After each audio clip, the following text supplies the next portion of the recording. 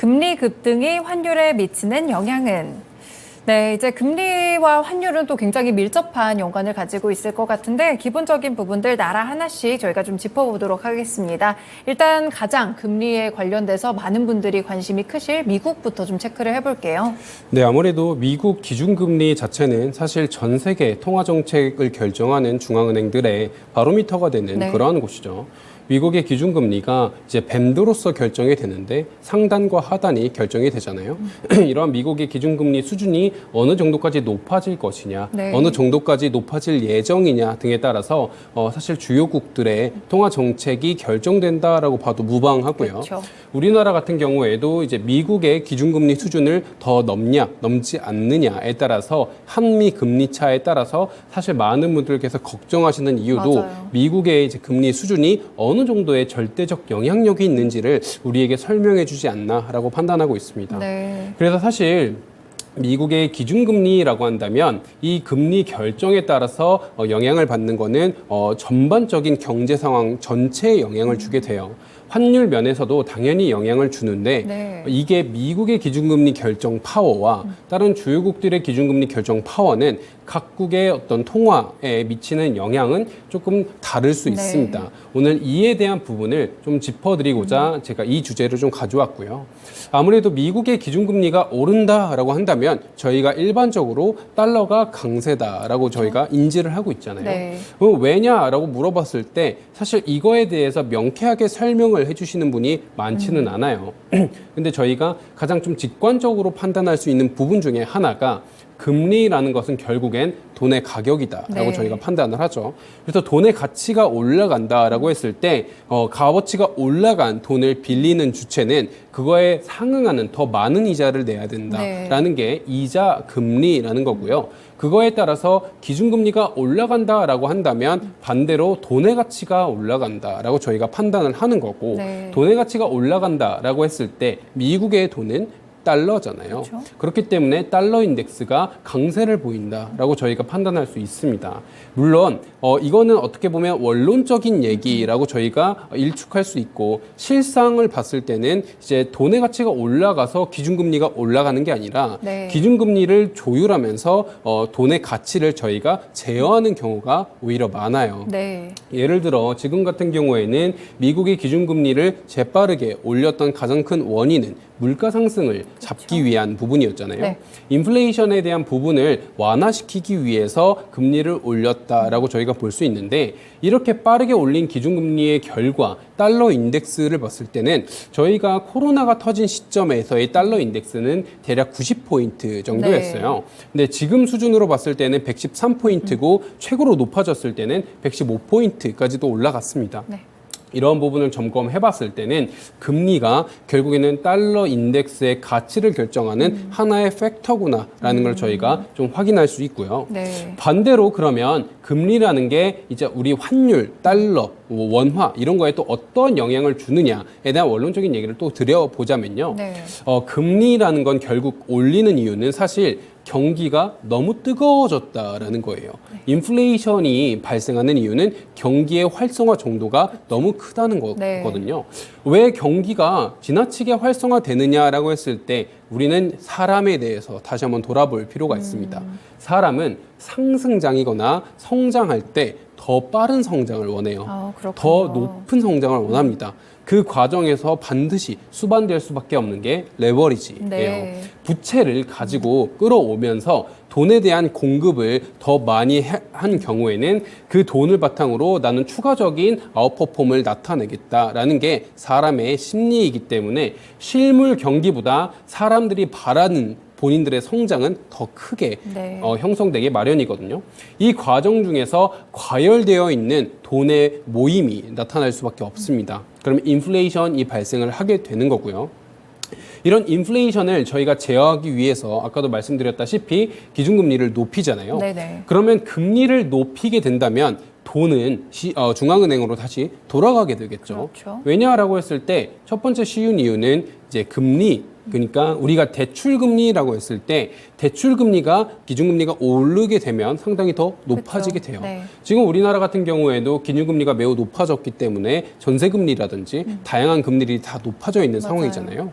그럼 대출금리가 높아지게 되면은 일반 소비자들 입장에선 어떤 상황이 발생하냐면 이자가 자기가 지급돼야 되기 때문에 많은 이자가 지급되는 만큼 소비는 줄일 수밖에 그럴 없습니다. 수밖에 없죠. 네, 또 반대급부로는 예금이자가 올라가기 때문에 예금에 좀 더 많은 돈이 모이게 됩니다. 그러면 예금이라는 거는 결국에는 이제 시중은행들의 지급준비금이잖아요. 네. 이 지급준비금은 똑같이 이제 일반적으로 많은 분들이 헷갈리시는 게 뭐냐면 대출이든 예금이든 똑같은 돈이고 시중에 풀려 있는 돈 아니냐.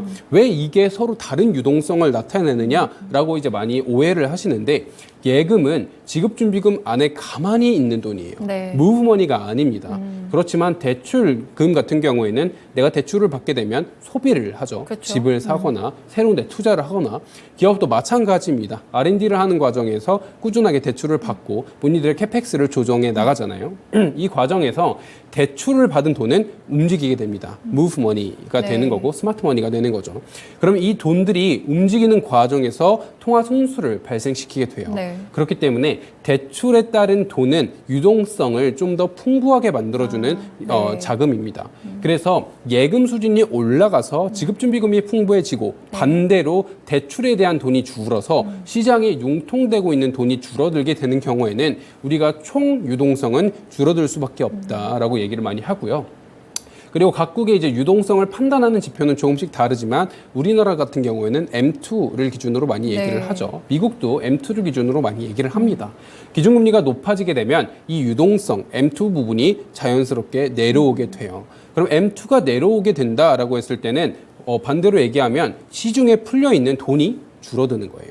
돈이 줄어든다면 당연히 값어치는 올라가게 되겠죠. 그쵸. 제가 최근에 이제 많이 보던 글귀 중에 하나가 뭐든지 이제 물건 공급이 많아지게 되면은 그거의 가격은 싸지게 됩니다. 반대로 수요가 높아지게 되면은 가격은 오르게 되겠죠. 그렇죠. 돈도 똑같아요. 돈도 공급이 줄어들게 되기 때문에 돈의 값어치가 높아지게 되는 겁니다. 그렇기 때문에 이러한 메커니즘으로도 기준금리가 높아졌을 때 최종적으로는 돈의 값어치가 올라가게 된다. 저희가 이렇게 좀 볼 수 있는 상황이고요. 네. 이런 상황을 좀 연출해 봤을 때 미국은 그렇다면 왜 금리가 올라갔을 때 환율이 올라가느냐. 미국 입장에서 봤을 때 환율은 달러인 거죠. 네. 달러의 가치가 왜 올라가느냐를 저희가 좀 명확하게 설명할 수 있을 부분이다. 좀 이렇게 말씀드릴 수 있습니다. 네, 그렇군요. 기준금리 인상이 이렇게 또 달러 인덱스 쪽과 연결이 된다는 점이 좀 신기한 것 같은데 사실 미국은 확실하게 이제 달러를 기준으로 하고 있으니까요. 기축통화 역할을 하고 있는데 미국뿐 아니라 다른 주요국들도 그럼 같이 금리 인상을 했을 때 비슷한 효과를 누릴 수 있을까요? 맞습니다. 사실 미국과 이제 다른 주요국의 금리 인상에 대한 목적은 비슷하기 때문에 네. 둘 다 이제 비슷한 효용을 가지고 사실 네. 운용을 하는데 결과적으로 환율에 미치는 영향은 조금 다를 수 있어요. 이제 다른 주요국의 설명을 드리기 전에 잠깐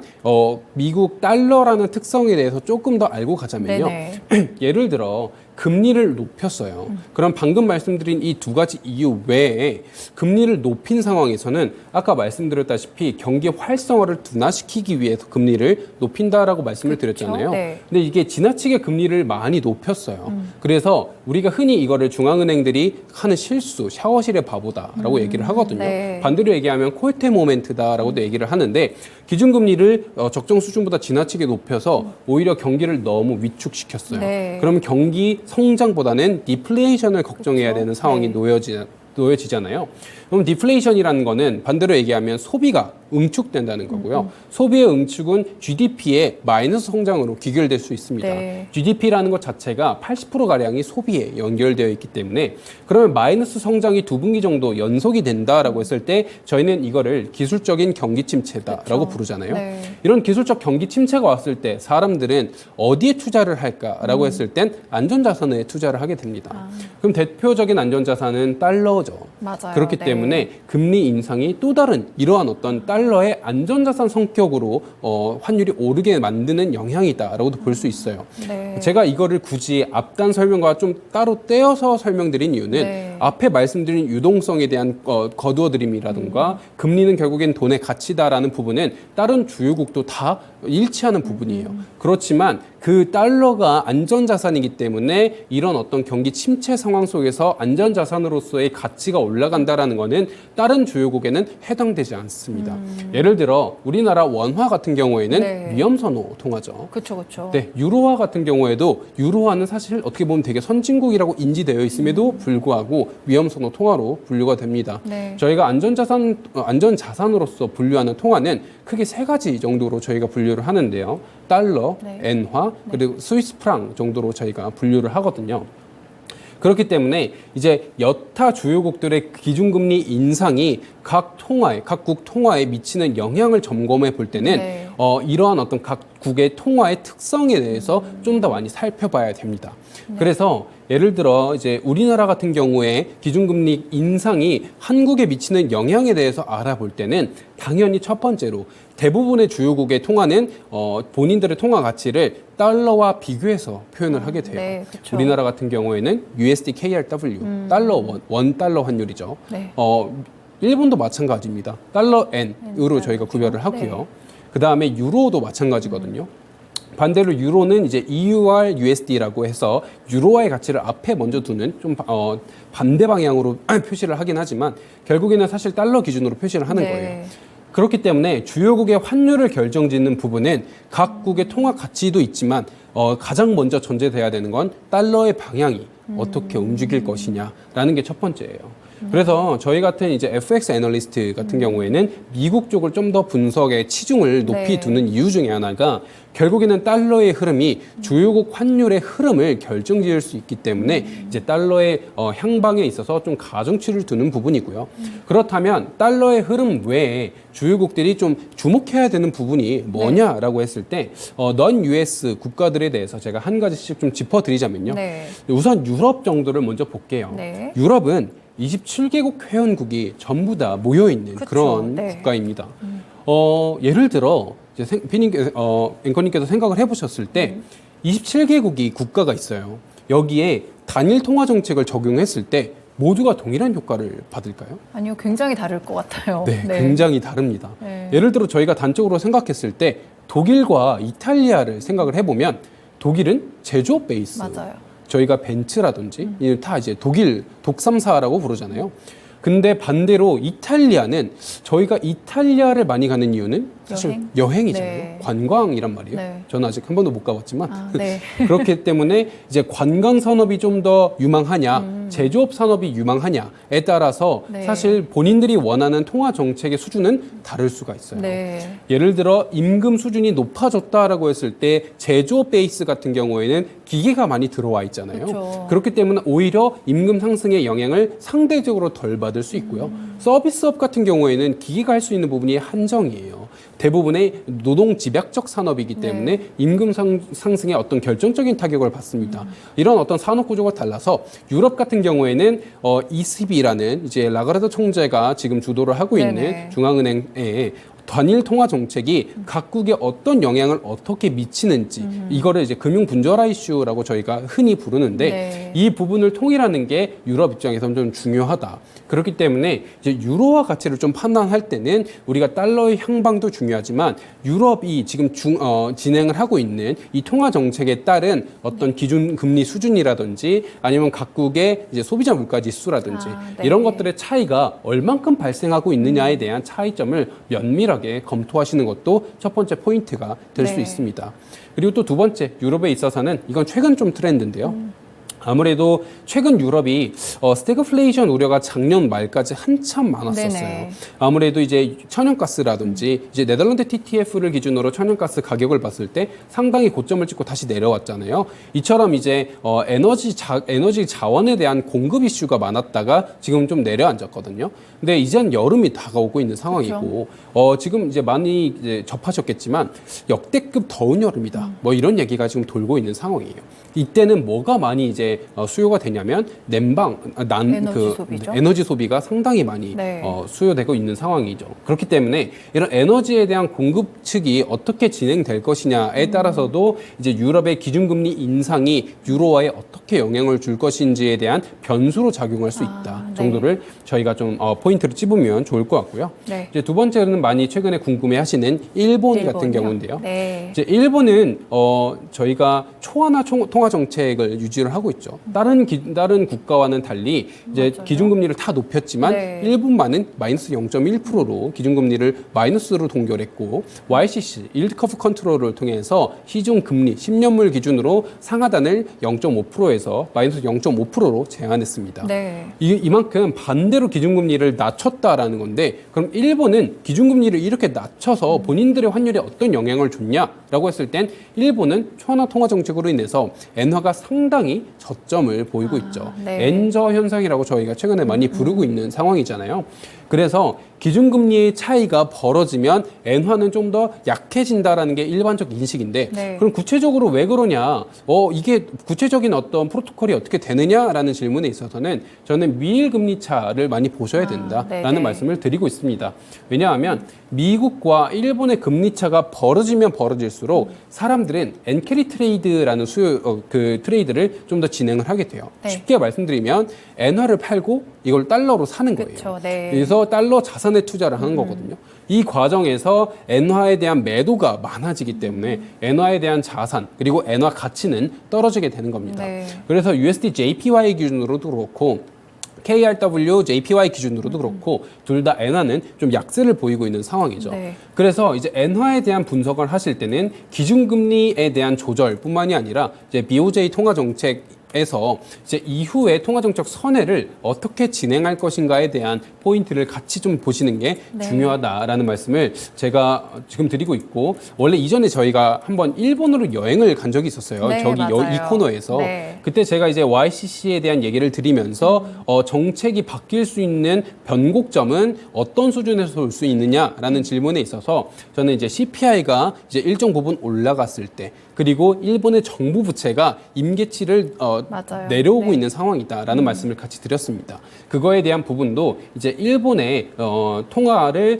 분석하실 때 기준금리뿐만이 아니라 이런 경제 상황도 같이 좀 염두에 두시기를 좀 부탁드립니다. 네, 그렇군요. 지금 유럽이랑 뭐 일본까지 같이 좀 체크를 해봤는데 이제 국내도 당장 좀 궁금하실 것 같아요. 국내는 어떤 영향을 받을까요? 네, 마지막으로 이제 우리나라 환율에 대해서 좀 말씀을 드리자면 이제 국내도 마찬가지입니다. 사실 달러에 대한 어떤 상승 압력이 이제 우리나라 환율에 좀 더 큰 영향을 주지 네. 아직까지는 우리나라에 대한 기준금리 결정이 원화에 큰 영향을 주지는 그렇진 않고 않더라고요. 있어요. 네. 왜냐하면 우리나라 기준금리도 상당폭 빠른 속도로 올려왔지만 그럼에도 불구하고 환율은 상당히 이제 작년 기준으로는 1,450원까지도 거의 오를 듯 말 듯 했잖아요. 네. 그러다가 지금 1,310원에서 1,300원까지는 좀 내려온 상황인데 이처럼 우리나라의 기준금리가 높아졌음에도 불구하고 사실 이거는 원화에 바로 반영되는 측면은 높지 않다라는 네. 말을 첫 번째로 말씀드리고요.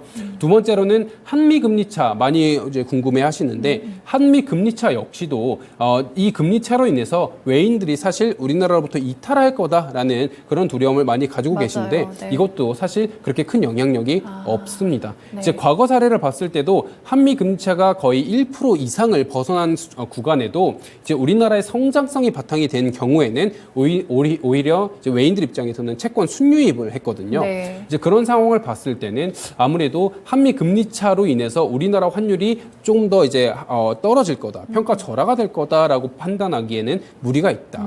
우리나라를 분석할 때는 우리나라 환율에 있어서는 무역 수지라든지 경상 수지 측면을 좀 더 면밀하게 보셔야 된다. 왜냐하면 외인들이 투자할 때 제가 어제 같은 경우에도 JP모건이라든지 시티그룹에서 우리나라에 관련된 분석 리포트를 봤는데 네. 거기 사실 메인으로 나온 이유는 이제 무역 수지와 경상 수지. 그렇군요. 그러니까 한국이라는 국가가 사실 달러를 벌어들이는 능력이 얼만큼 되느냐에 대한 판단이지 지금 현재의 금리 차만으로는 이게 결정짓지는 않고 있다라는 말씀을 좀 같이 드리면서 정리하겠습니다. 네, 그렇군요. 오늘 저희 금리 인상이 환율에 미치는 영향에 대해서 나라별로 좀 다르게 체크를 해드렸습니다. 나라별로 포인트를 잡아드렸으니까 참고해 두시면 될 것 같습니다. 오늘 말씀 여기까지 드릴게요. 네. 고맙습니다. 수고하셨습니다.